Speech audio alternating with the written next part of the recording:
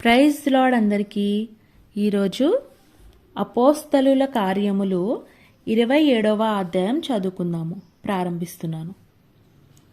మేము ఓడ ఎక్కి ఇటలీ వెళ్ళవలెనని నిర్ణయమైనప్పుడు వారు పౌలును మరికొందరు ఖైదీలను ఔగొస్తు పటాలములో శతాధిపతి అయిన యూలి అనువానికి అప్పగించిరి. ఆసియా దరి వెంబడినున్న పట్టణములకు ప్రయాణము చేయబోవు అద్రముత్తియ పట్టణపు ఓడనెక్కి మేము బయలుదేరితిమి.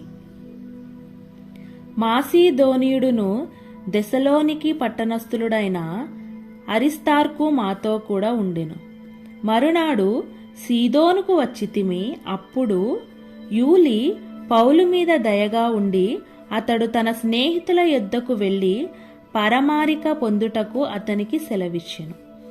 అక్కడి నుండి బయలుదేరిన తరువాత ఎదురుగాలి కొట్టుచున్నందుకు కుప్రా చాటున ఓడ నడిపించితిమి. మరియు కిలికియాకును పంపూలియాకును ఎదురుగా ఉన్న సముద్రము దాటి లుకియాలో ఉన్న మూరాకు చేరితిమి. అక్కడ శతాధిపతి ఇటలీ వెళ్ళనయ్యున్న అలెగ్జాంద్రియా పట్టణపు ఓడ కనుగొని అందులో మమ్మును ఎక్కించెను.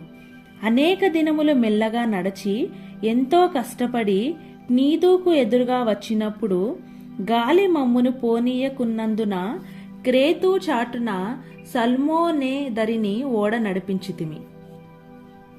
బహు కష్టపడి దాన్ని దాటి మంచి రేవులు అను ఒక స్థలమునకు చేరితిమి.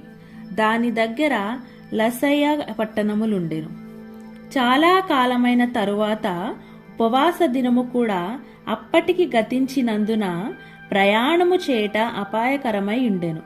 అప్పుడు పౌలు, అయ్యలారా, ఈ ప్రయాణము వలన సరుకులకును ఓడకును మాత్రమే కాక మన ప్రాణములకు కూడా హానియు బహునష్టమును కలుగునట్లు నాకు తోచుచున్నదని చెప్పి వారిని హెచ్చరించెను. అయినను శతాధిపతి పౌలు చెప్పినది నమ్మక నావికుడును ఓడ యజమానుడును చెప్పినదే నమ్మెను. మరియు శీతాకాలము గడుపుటకు ఆ రేవు అనుకూలమైనది కానందున అక్కడి నుండి బయలుదేరి ఒకవేళ శక్యమైతే ఫినిక్సునకు చేరి అక్కడ శీతాకాలము గడపవలెనని ఎక్కువ మంది ఆలోచన చెప్పిరి. అది నైరుతి వాయవ్య దిక్కుల తట్టనున్న క్రేతు రేవై ఉన్నది. మరియు దక్షిణపు గాలి మెల్లగా విసురుచుండగా వారు తమ ఆలోచన సమకూడినదని తలంచి లంగరెత్తి క్రేతు దరిన ఓడ నడిపించిరి. కొంచెము సేపైన తరువాత ఊరాకులోను అను పెనుగాలి క్రేతు మీద నుండి విసిరేను. దానిలో ఓడ చిక్కుకొని గాలికి ఎదురు నడవలేకపోయినందున ఎదురు నడిపించుట మాని గాలికి కొట్టుకొని పోతిమి. తరువాత కౌదా అనబడిన ఒక చిన్న ద్వీపము చాటున దానిని నడిపింపగా పడవను భద్రపరచుకొనుట బహు కష్టతరమాయెను. దానిని పైకెత్తి కట్టిన తరువాత త్రాళ్ళు మొదలైనవి తీసుకొని ఓడ చుట్టూ బిగించి కట్టిరి. మరియు సూర్తి సను ఇసుక తిప్ప మీద పడుదుమేమో అని భయపడి ఓడ చాపలు దింపివేసి కొట్టుకొని పోయిరి. మిక్కిలి పెద్ద గాలి కొట్టుచున్నందున మరునాడు సరుకులు పారవేయసాగిరి. 3వ దినమందు తమ చేతులారా ఓడ సామాగ్రి పారవేసిరి.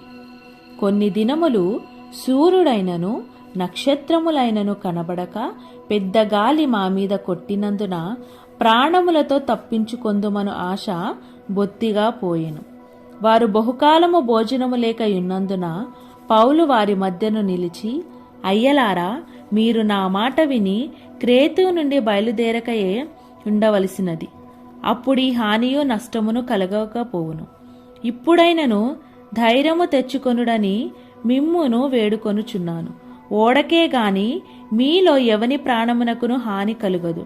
నేను ఎవని వాడనో ఎవనిని సేవించుచున్నానో ఆ దేవుని దూత గడిచిన రాత్రి నా యొద్ద నిలిచి, పౌలా, భయపడకుము, నీవు కైసరు ఎదుట నిలవవలసి ఉన్నది. ఇదిగో, నీతో కూడా ఓడలో ప్రయాణమైపోవుచున్న వారినందరినీ దేవుడు నీకు అనుగ్రహించి ఉన్నాడని నాతో చెప్పెను. కాబట్టి అయ్యలారా, ధైర్యము తెచ్చుకొనుడి.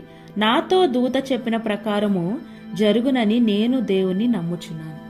అయినను మనము కొట్టుకొని పోయి ఏదైనా ఒక ద్వీపం మీద పడవలసి ఉండునని చెప్పాను. 14వ రాత్రి వచ్చినప్పుడు మేము అద్రియ సముద్రంలో ఇటు అటు కొట్టుకొని పోవచుండగా అర్ధరాత్రి వేళ ఓడవారు ఏదో ఒక దేశము దగ్గర పడుచున్నదని యూహించి బుడుదు వేసి చూసి 20 బారెల లోతని తెలుసుకొనిరి. ఇంకను కొంత దూరము వెళ్లిన తరువాత మరలా బుడుదు వేసి ఇది 15 బారెల లోతని తెలుసుకొనిరి. అప్పుడు రాతి తిప్పలు గల చోట్ల పడుదుమేమో అని భయపడి వారు ఓడ అమరులో నుండి 4 లంగరులు వేసి ఎప్పుడు తెల్లవారునా అని కాచుకొని ఉండిరి. అయితే ఓడవారు ఓడ విడిచి పారిపోవాలని చూచి తాము అనివిలో నుండి లంగరులు వేయబోవునట్లుగా సముద్రంలో పడవ దింపి వేసిరి. అందుకు పౌలు, వీరు ఓడలో ఉంటేనే గాని మీరు తప్పించుకొనలేరని శతాధిపతితోనూ సైనికులతోనూ చెప్పెను. వెంటనే సైనికులు పడవత్రాళ్ళు కోసి దాన్ని కొట్టుకొని పోనిచ్చిరి. తెల్లవారుచుండగా పౌలు, 14 దినముల నుండి మీరేమీ పుచ్చుకొనక ఉపవాసముతో కనిపెట్టుకొని ఉన్నారు గనుక ఆహారము పుచ్చుకొనుడని మిమ్మును వేడుకొనుచున్నాను. ఇది మీ ప్రాణ రక్షణకు సహాయమగును. మీలో ఎవని తల నుండి ఒక వెంట్రుకైనను నశింపదని చెప్పుచు ఆహారము పుచ్చుకొనుడని అందరినీ బతిమాలెను. ఈ మాటలు చెప్పి ఒక రొట్టె పట్టుకొని అందరి ఎదుట దేవునికి కృతజ్ఞతాస్తుతులు చెల్లించి దాన్ని విరిచి తినసాగెను. అప్పుడు అందరూ ధైర్యము తెచ్చుకొని ఆహారము పుచ్చుకొనిరి. ఓడలో ఉన్న మేమందరము 276 వారు తిని తృప్తి పొందిన తరువాత గోధుమలను సముద్రంలో పారబోసి ఓడ తేలిక చేసిరి. ఉదయమైనప్పుడు అది ఏ దేశమో వారు గుర్తుపట్టలేదు గాని దరిగల యొక్క సముద్రపు పాయను చూసి సాధ్యమైన ఎడల అందులోనికి ఓడను త్రోయవలనని ఆలోచించిరి. గనుక లంగరుల త్రాళ్ళు కోసి వాటిని సముద్రములో విడిచిపెట్టి చుక్కానుల కట్లు విప్పి మందటి తెరచాప గాలికెత్తి సరిగా దరికి నడిపించిరి గాని 2 ప్రవాహములు కలిసిన స్థలమందు చిక్కుకొని ఓడను మెట్ట పట్టించిరి. అందువలన అనివి కూరుకుని పోయి కదలక ఉండెను. అమరము ఆ దెబ్బకు బద్దలైపోసాగెను. ఖైదీలలో ఎవడునూ ఈదుకొని పారిపోకుండానట్లు వారిని చంపవలెనని సైనికులకు ఆలోచన పుట్టెను గాని శతాధిపతి పౌలును రక్షింపనుద్దేశించి వారి ఆలోచన కొనసాగనీయక మొదట ఈదగలవారు సముద్రములో దుమికి దరికిపోవలెననియు కడమవారిలో కొందరును పలకల మీదను కొందరు ఓడ చెక్కల మీదను పోవలెననియు ఆజ్ఞాపించెను. ఈలాగు అందరూ తప్పించుకొని దరిచేరిరి. ఆమేన్. ప్రభువైన యేసుక్రీస్తు